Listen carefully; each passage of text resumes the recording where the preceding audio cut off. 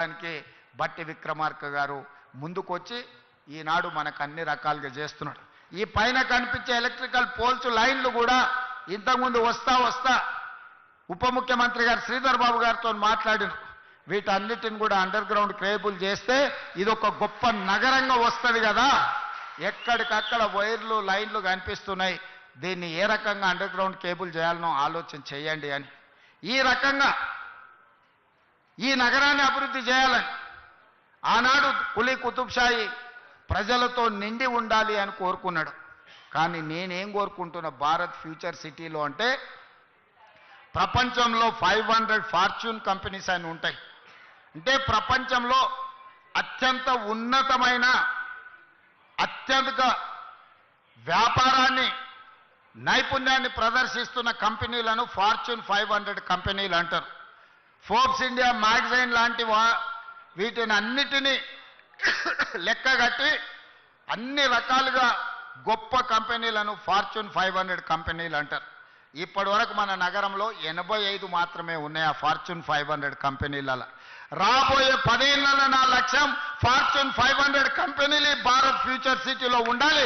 ప్రపంచంలో ఉండే ప్రతి కంపెనీ గొప్ప కంపెనీ ఫ్యూచర్ సిటీలో ఇన్వెస్ట్మెంట్ పెట్టే విధంగా ఫార్చ్యూన్ 500 కంపెనీలను మీ గ్రామానికి మీ ఊరికి తీసుకొచ్చి ఇదొక పెద్ద గొప్ప నగరంగా తీర్చిదిద్దే ప్రణాళికలు ఈరోజు మన ప్రభుత్వం చేస్తుంది.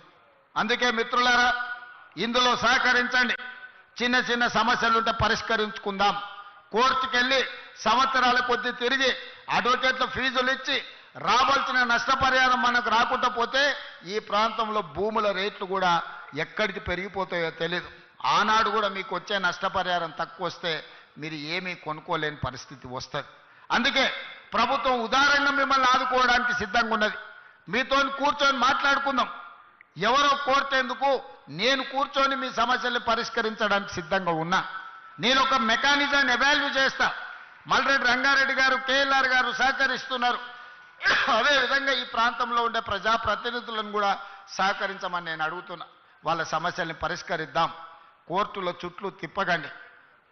ఓ సినిమాలో చెప్తారు, కోర్టులో ఓడిపోయినోడేమో కోర్టులోనే ఏడుస్తాడంట, కోర్టులో గెలిచినోడు ఇంటికి వచ్చి ఏడుస్తాడంట. ఎందుకంటే అడ్వకేట్లకు ఇచ్చిన ఫీజులతోని వాని సంసారం మొత్తం దివాలా తీసి వాడు మొత్తం సర్వం కోల్పోతాడు అని. ఓడినోడు కోర్టులో వేస్తాడు, గెలిచినోడు ఇంటికి వచ్చి ఏడుస్తాడు. అట్లనే ఈరోజు మీరు న్యాయవాదులను బతికించడానికో లేకపోతే రాజకీయ పార్టీలు ఉసిగొల్పితే వాళ్ళ చిక్కుల్లో మీరు పడకండి. మీ కేసులను అన్నిటినీ సావధానంగా పరిష్కరించే విధంగా ఈ రంగారెడ్డి జిల్లా కలెక్టర్కు అదేవిధంగా టీజీఐఏసీ ఎండి అధికారులకు నేను సూచనలు చేస్తున్నా. తక్షణమే వాళ్ళను పిలిచి కూర్చోబెట్టి వాళ్ళతో మాట్లాడి అమ్మికబుల్గా దీన్ని సెటిల్ చేసి వాళ్ళకు ఒక పరిష్కార మార్గం చూపించండి అని నేను అధికారులకు ఆదేశిస్తున్నా. మా పెద్దలు శ్రీధర్ బాబు గారు రంగారెడ్డి జిల్లా ఇన్ఛార్జ్ మినిస్టరు. ఈ ఫ్యూచర్ సిటీకే కాదు మొత్తం రంగారెడ్డి జిల్లాకు కూడా వారు ఇన్ఛార్జ్ మినిస్టర్.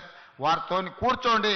మీరు కేఎల్ఆర్ గారో మల్రెడ్డి రంగారెడ్డి గారో లేకపోతే ఇక్కడ ఉండే కార్పొరేషన్ చైర్మన్ల సహకారం తీసుకొని కొద్ది మంది రైతులు అక్కడికి వెళ్ళి కూర్చొని అవుట్ ఆఫ్ కోర్ట్ సెటిల్మెంట్ చేసుకుందాం. కోర్టులో కూర్చుంటే చట్టానికి అనుమతించేదానికంటే ₹1 కూడా ఎక్కువ ఇవ్వడానికి లేదు. కానీ కోర్టు బయట కూర్చొని కన్సెంట్తో చేసుకుంటే మనం కొంచెం లిబరల్గా మీకు నష్టపరిహారం ఇవ్వడానికి ఉంటుంది. ఏదో ఒక మార్గం చూపిస్తా మీకు. మీ నష్టం, మీ కష్టం, మీ తాతల ముత్తాతల ఆస్తి గుంజుకొని నేనేం తీసుకెళ్ళను. నేను ఎవ్వరికి అన్యాయం చేయడానికి ఇక్కడ లేను. అందరికీ న్యాయం చేసుకుంటూ అభివృద్ధి పదం వైపు నడిపించడం కోసం నేను ఇక్కడున్న. భూముల విలువ నాకు తెలుసు. ఎందుకంటే భూమితో నాకున్న సంబంధం వ్యవసాయమే కాదు వ్యాపారంలో కూడా భూమితోని నాకు సంబంధాలు ఉన్నాయి. భూమి విలువేందో నేను అర్థం చేసుకోగలిగినోని. మీ భూములను అప్పనంగా గుంజుకోవాలన్న ఆలోచన లేదు. మీకు న్యాయం చేసి తీసుకొని దీన్ని ముందుకు తీసుకువెళ్దాం. ఇదే కాకుండా చివరిగా ఒక మాట ఇవ్వదలుచుకున్నా. ఇవాళ ప్రారంభించినవి future city development authority office కానీ లేకపోతే ఈ రోడ్లు కానీ పక్కనే నిర్మాణం జరుగుతున్న స్కిల్స్ యూనివర్సిటీ ఎప్పుడొస్తుందో అని అనుకోకండి. డిసెంబర్ నెలలో ప్రారంభించుకుంటాం. నెలకు 3 సార్లు నేను వచ్చి ఇక్కడనే కూర్చుంటా. ప్రపంచంలో ఏ గొప్ప కంపెనీడు పెట్టుబడులు పెట్టాలని నన్ను కలవడానికి వస్తే సచివాలయంలో కాదు ఫ్యూచర్ సిటీ డెవలప్మెంట్ అథారిటీ ఆఫీస్లో నేను కూర్చుంటా, ప్రపంచాన్ని ఇక్కడికే రప్పిస్తా. మీ సోదరుడు తెలంగాణ ముఖ్యమంత్రి డిసెంబర్లో ఇక్కడి నుంచే కార్యక్రమాలు చేపడతాడు. అదేవిధంగా నెలకు 4 సార్లు మా ఉప ముఖ్యమంత్రి గారిని, మా శ్రీధర్ బాబుని ఇక్కడ వచ్చి కూర్చొని కార్యక్రమాలు నిర్వహించాల్సిందిగా వారిద్దరు కూడా నేను సూచన చేస్తున్నా. మనం ఉంటే వ్యవస్థలన్నీ ఇక్కడికి వస్తాయి. వ్యవస్థలన్నీ ఇక్కడికి వస్తే ఈ సమస్యల్ని పరిష్కరించడానికి అవకాశం ఉంటుంది. చివరగా ఉప ముఖ్యమంత్రి గారికి ఒక సూచన, ఇద్దరికి, శ్రీధర్ బాబు గారికి వారికి. శ్రీధర్ బాబు గారు 10 ఎకరాల భూమి సింగరేణికి అలాట్ చేయండి ఇందులో. అదేవిధంగా బట్టి గారికి నా సూచన, సింగరేణి కార్పొరేట్ ఆఫీస్ ఇక్కడ మీరు నిర్మించండి.